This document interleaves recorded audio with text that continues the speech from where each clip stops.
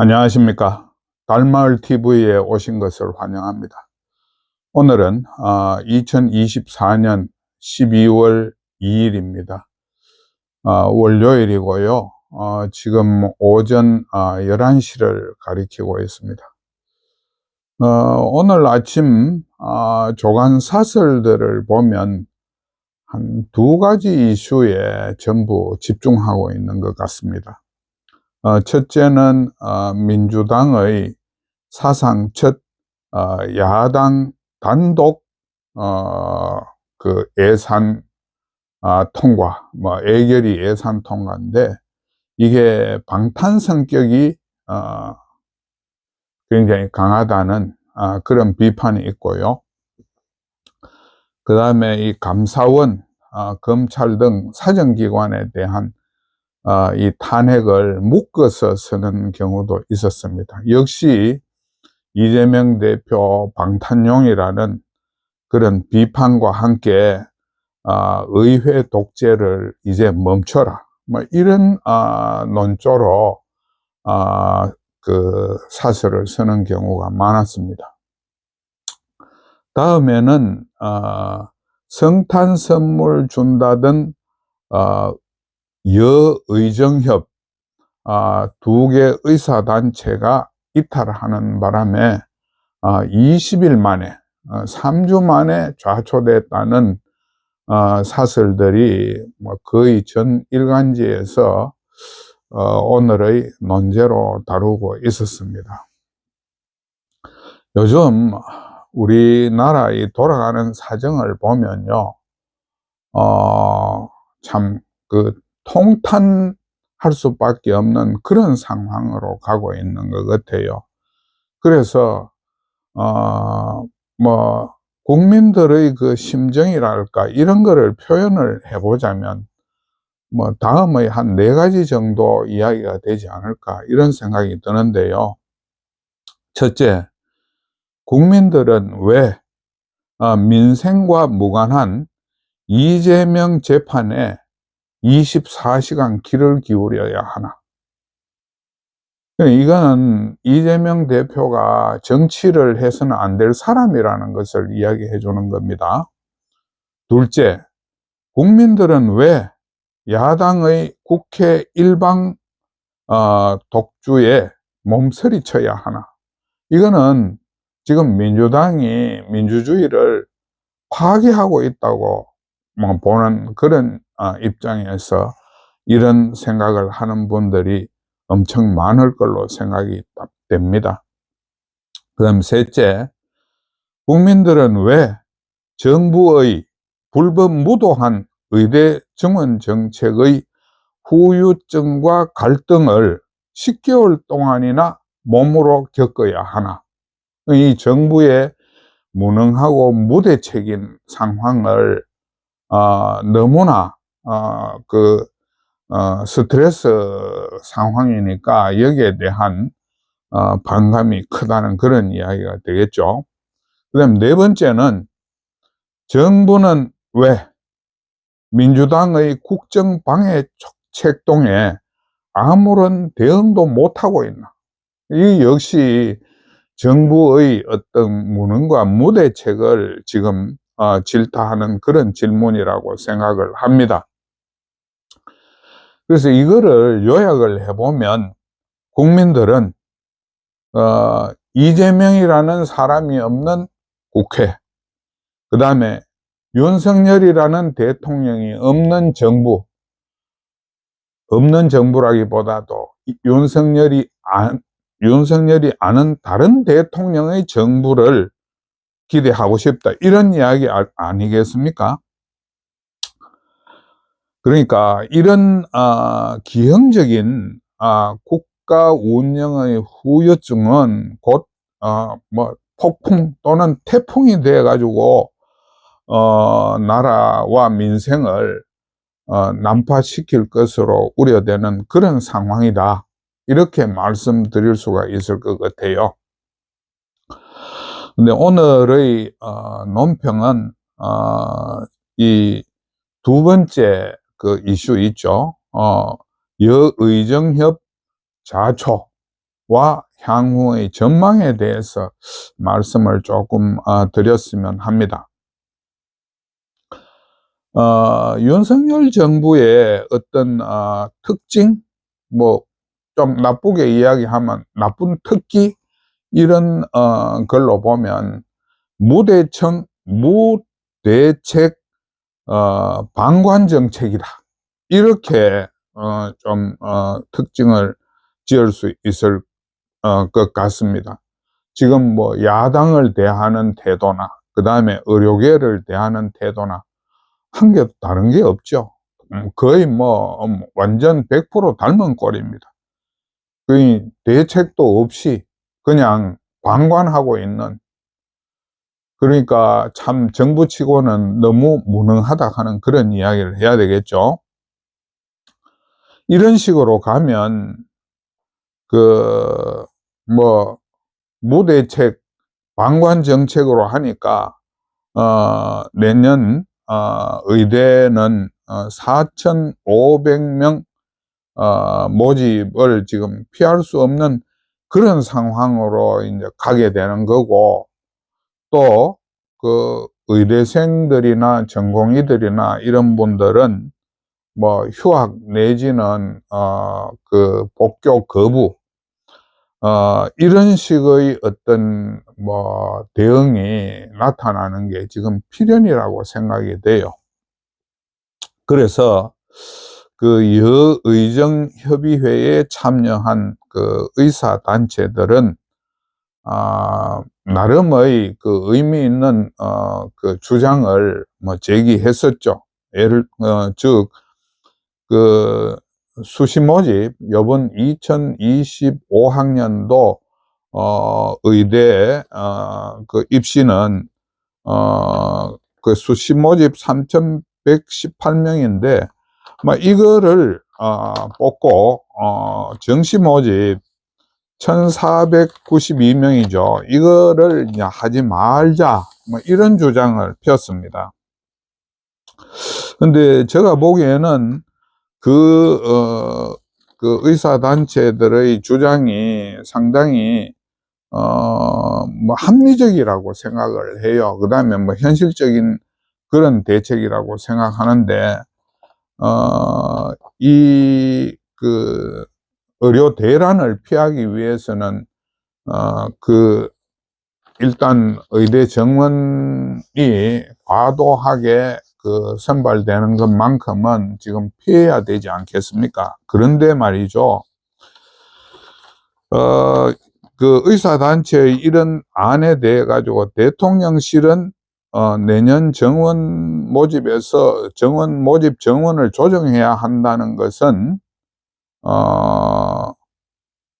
뭐 타협이 불가하다는 그런 기존 입장을 지금 고수하고 있습니다. 그러니까 이분들은요, 정치 상황이 아무리 변해도 그 정치 상황을 반영하려는 그런 의지나 태도가 없어요. 그러니까 정치를 전혀 모르는 사람이라는 거죠. 구태여 우리가 고사성어에 비긴다면 각주구금, 그 배에 표시를 해놓고 자기가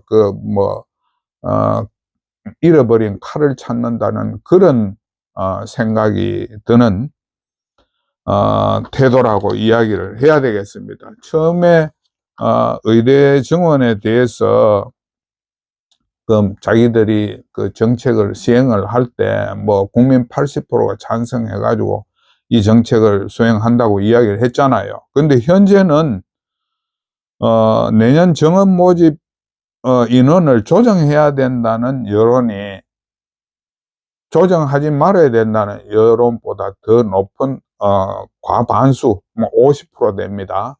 50%대로 올라가 있잖아요. 그렇지만 이렇게 여론이 반전됐는데도 불구하고 자신들의 그 고집, 무대책, 방관 정책을 지금 계속 그대로 밀고 나가겠다는 겁니다. 그러니까 이분들의 심사를 도저히 이해를 할 수가 없어요. 거기다가 윤 대통령이 지난 3월에 전라남도에 가가지고 민원, 지역 민원 같은 걸 청취하면서 전남 지역에 그 국립의대를 신청을 하면 거기에 대해서 적극 협조하겠다, 이런 이야기를 했었죠. 근데 참 저는 그게 너무 좀 무모한 생각이고, 대통령이 그 말이 너무 가볍다고 생각해요. 근데 옛날부터 말이죠, 그 전남에 무슨 하나의 조치가 있으면 이제 영남에 특히 경북 이쪽에 상응하는 조치가 늘 행정적으로 있어 왔습니다. 그럼 그 말은 뭔가 하면, 대통령이 거기 가서 국립의대를 신설해 주겠다는 말을 한 것은 당연히 경북에도 그런 일이 벌어진다는 걸 전제로 그 이야기를 해야 되거든요. 근데 그때 당시에 대통령이 의료계에 대해서 좀 적개심을 가지고 있었지 않습니까? 그러니까 거의 정책을 개인의 어떤 그 감정적인 측면에서 접근을 해가지고 거기가 그런 이야기를 하니까 그 결과가 지금 나왔지 않습니까? 요번에 국민의힘 그 한동훈 대표가 경북 안동에 가서 경북의 국립의대를 신설하는 것을 도와주겠다, 이런 약속을 또 해버렸거든요. 그러니까 의대 정원을 줄여도 지금 우리가 감당하기 어려운 마당에 대통령과 그 여당 대표가 그 의대를 또 신설까지 해준다고 말하자면 그 포퓰리즘을 더 보태고 있으니까 의사단체들이 이런 정부하고는 대화할 여지가 없다, 이래서 지금 이런 결과가 나타난 거 아니겠습니까? 근데 우리가 여기서 한번 좀요, 그 지난 과거의 그 교육 정책들을 좀 돌아볼 필요가 있을 것 같아요. 우리나라 교육 정책을 쭉 보면 저는 계속 나쁜 방향으로 우리나라 교육 정책이 흘러왔다고 그렇게 생각을 합니다. 이제 전에 그 박정희 대통령은요, 국가의 자원과 제도를 그 효율성을 높이는데 굉장히 주안점을 두고 모든 걸 결정을 했거든요. 그러니 정치 논리가 경제나 사회 문제에 개입이 되는 것을 막기 위해서 무진 노력을 했습니다. 그 김영삼 문민정부 이후에 우리나라는 그런 말하자면 정치 논리의 경제나 사회 문제 개입을 차단한 게 아니고 경제나 사회에서 정치 논리가 더 기승을 부리도록 그걸 촉발시킨 점이 있다는 겁니다. 그게 바로 포퓰리즘이거든요. 그럼 어떤 일들이 우리가 벌어졌느냐 보면요, 첫째는요, 우리나라의 그 고등학생들이 대학에 진학하는 비율이 너무 높아진 겁니다. 그러니까 각 지역마다 여기에 대학 세워다오 이런 민원을 전부 다 해결해 주다 보니까 지금 우리나라의 고등교육기관, 대학 이상의 고등교육기관이 422개나 된다는 거예요. 그 다음에 고등학생들의 대학 진학률은 과거에는 한 80% 정도 선을 유지하다가 최근에는 한 75% 선까지 지금 나오는 모양입니다. 근데 이번에 중앙일보에서 여론조사 했는 거 보면요, 대학평가에서 우리나라 대학을 지금 422개에서 150개 정도로 줄여야 된다고 이야기를 하거든요. 이거 옛날에 대원군 시대 때 서원 철폐하는 거하고 거의 비슷한 그런 상황이 돼 있어요. 이게 우리 교육의 실패의 가장 큰 거라고 저는 그렇게 생각을 합니다. 그 다음에요, 이 교육의 포퓰리즘, 말하자면 정치 논리가 경제나 사회 논리에 앞서서 나타난 현상이 그 법학 전문대학원의 남설 아니겠습니까? 지금 이게 법학전문대학원도 전부 어떤 그 인력 수급의 적정성이라든지 인원 규모의 어떤 뭐 철저한 검증 없이 지역별로 그야말로 떡 갈라주듯이 25개 대학을 세웠지 않습니까? 그래가지고 지금 입학 정원이 2,000명입니다. 그리고 로스쿨이 생기고 11년 만에 변호사 숫자가 2배가 됐어요. 근데 이게 그러면 뭐 거기에 대한 어떤 찬성론도 있겠지만 지금 나타나는 현상은 뭔가 하면요, 사법 과잉, 그러니까 불필요한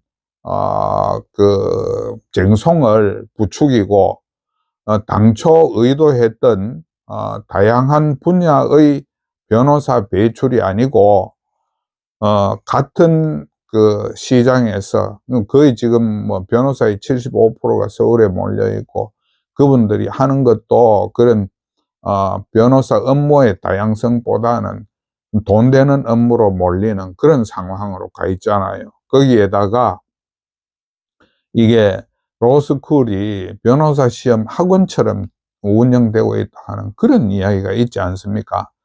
결국은 이 정책도 저는 실패한 정책 중에 하나라고 봐요. 그 다음에 이 로스쿨과 더불어 또 하나의 실패 사례가 의학전문대학원입니다. 의학전문대학원. 이게 2009년부터 시행이 돼 가지고 7년 만에 2016년에 사실상 뭐 거의 폐지 수순으로 넘어갔거든요. 그러면 이게 그 학생들이나 정부의 정책 차원에서 이게 얼마나 큰 손실이겠습니까? 이 교육, 이것도 역시 말하자면 그때 당시의 그 의대에 대한 어떤 포퓰리즘이 작용을 해가지고 이런 지속 가능성이 전무한 이런 제도를 도입을 해가지고 뭐 해보니까 결과적으로 아무런 실효성이 없으니까 지금 없애고 완전히 없애버린 거 아닙니까? 지금 한 개인가 그런 대학이 남았다 하는데 이거 포퓰리즘의 결과죠. 지금 그 의대 모집 정원을 3,058명에서 4,500명으로 올린 거, 이것도요 100% 저는 포퓰리즘이라고 생각을 해요. 그 정원을 갖다가 전부 지방에 뭐 할당을 많이 늘리고, 요번에 조금 전에 말씀드린 것처럼 지방 의대도 2개나 더 국립의대를 신설하겠다 하는 거, 이거 전부요, 이거는 사회 논리나 경제 논리가 아니고 정치 논리거든요. 정치 논리로 한 거는 무조건 실패하게 돼 있습니다. 그리고 특히 의대 정원은 공무원 늘리는 거하고 그 성격이 비슷한 측면이 있단 말입니다. 왜냐하면 의사 수입의 60%를 정부에서 충당을 하고 있잖아요. 그러니까 이 사람들 늘리면 공무원 늘리는 거하고 같은 효과가 나타난다는 겁니다. 이런 포퓰리즘이 사실은 나라를 지금 망치고 있는 길이거든요. 저는 지금 우리나라가 말하자면 망조 쪽으로, 우리가 나라가 성장하는 게 아니고 나라가 퇴보하고 쇠퇴하는 쪽으로 지금 가고 있고, 그것도 급격하게 그런 방향으로 가고 있다고 그렇게 판단을 하고 있습니다. 그걸 우리가 생각을 해보면요, 이런 교육뿐만이 아니죠. 우리 지방공항 전부 다 자기 동네에 지방공항 있어야 된다고 해가지고 온 동네에 지방공항 세웠는데 그 결과가 뭡니까? 지방공항에서 고추 안 말리고 승객이 없으니까 전부 다 적자를 빚고 있잖아요. 그런데도 지금 새만금에 또 지방공항을 또 세운답니다. 이러니까 나라가 안 망하고 백이겠습니까? 거기에다가 지방 분권하는 그런 미명하에 무턱대고 정부 공기관을 전부 다 지방으로 분산해 가지고 우리한테 어떤 그 실효성이 있었습니까? 아니, 그런 공기관 이전했으면 지방이 살아나야 되는데 지방 다 죽고 있다 하잖아요, 지금도. 이게 전부 포퓰리즘의 부작용이고 폐단이 그대로 나타나는 거거든요. 저는 세종시로 정부 부처를 옮긴 거, 이거는 아주 잘못된 정책이라고 그렇게 생각을 하거든요. 이걸로 인해 가지고 정부 부처가 전부 지금 길바닥에 있는 거 아닙니까? 서울과 그 세종 오며 가며 거기서 전부 다 시간을 다 허비하고 있고 공무원들은 정착이 안 되고 이런 일을 우리가 지금 벌이고 있다는 겁니다. 이게 나라가 안 망하고 버티내겠습니까? 요번에 의대 정원도 마찬가지라는 거예요. 이 지금 거의 같은 연장선상에서 움직이고 있는 겁니다. 그래서 이게 사람들이 자꾸 거기에 익숙해지다 보니까 가랑비에 옷 젖듯이 나라의 동력이 사라지고, 그 다음에 쓸데없는 갈등만, 우리 지역에 뭐 의대 유치해야 되고 우리 지역에 무슨 공기업 유치해야 되고 쓸데없는 갈등만 커지고, 그런 갈등을 관리해야 될 정부나 여야 정당들은 오히려 그런 갈등을 키우고 있으니까 우리나라가 지금 더욱 어려워지고 있는 거 아니겠느냐, 이런 생각을 하는 겁니다. 의대 정원은 아무리 생각을 해도 그 나라의 그 합리성을 깨부수는 또 하나의 어떤 망국적인 조치라고 저는 그렇게 판단을 해요. 그래서 윤석열 대통령은 그 문재인 대통령과 함께 나라 망친 책임을 반드시 져야 된다고 생각을 합니다. 그게 언제가 될지는 모르지만, 근데 아무튼 의료계는 지금 이런 엉터리 정책의 결과가 지금 가시화되고 있으니까 여기에 뭔가 나름의 대안을 모색을 해야 되지 않겠습니까? 근데 현재로서는 저도 지금까지 한 10회 이상 정도 이런저런 지금 상황에서의 어떤 대책을 제안을 했지만, 이제는 사실은 대안을 제시하기가 어려운 상황, 전망이라는 것을 말하기가 어려운 상황까지 지금 몰린 것 같아요. 그래서 의료계가 아마 내년 연초부터 의료계 셧다운이 아마 시작이 될 것 같은데, 거기에 대해서 충분한 대비책을 세워야 되지 않겠나. 지금 정부와 협상을 한다거나 또는 정부 정책을 되돌리게 만든다거나, 이 부분은 지금 기대하기가 점점 어려워지고 있는 것 같습니다. 그러니까 내년 연초부터 시작되는 의료계 셧다운, 시작은 교육 쪽에서 시작이 되겠죠. 의대 교육이라든지 전공의 교육이라든지 여기서 시작이 될 건데, 거기에 따른 대응책을 준비해야 된다. 그 다음에 지금 현재 국민 여론이요, 정부를 떠났거든요. 정부의 어떤 의대 정원 정책 처리가 엉터리라 하는 거를 다 인식을 하고 있고, 진료 차질에 대한 걱정, 이런 것들이 거의 국민 75% 선에서 우려를 하고 있는 그런 상황이 요번에 갤럽 조사에서 나타났지 않습니까? 그러니까 이제는 의료계가 어떤 대인 명분을 내세우기가 참 좋은 상황이다. 그런 상황에 맞춰 가지고 의료계 셧다운에 대한 모든 준비를 해야 될 것이다. 그러고 경우에 따라서는 대통령 주치 이런 거를 못한다, 거부한다, 이런 조치까지도 생각을 해볼 필요가 있지 않겠습니까? 그 다음에 국민 홍보에 대한 인식을 더욱 좀 세련되게 가다듬어 가지고 이제 난파선이 드디어 어떻게 좌초가 될 판인데, 좌초된 의료계가 더 크게 상처를 입지 않도록, 또 나라에 큰 부담이 생기지 않도록 하는 셧다운에 따른 어떤 조치들을 충분히 연구를 해가지고 이 참 불법무도한 정부의 어떤 정책 고집에 대해서 아집에 대해서 대응을 해줄 필요가 있겠다, 이렇게 생각을 합니다.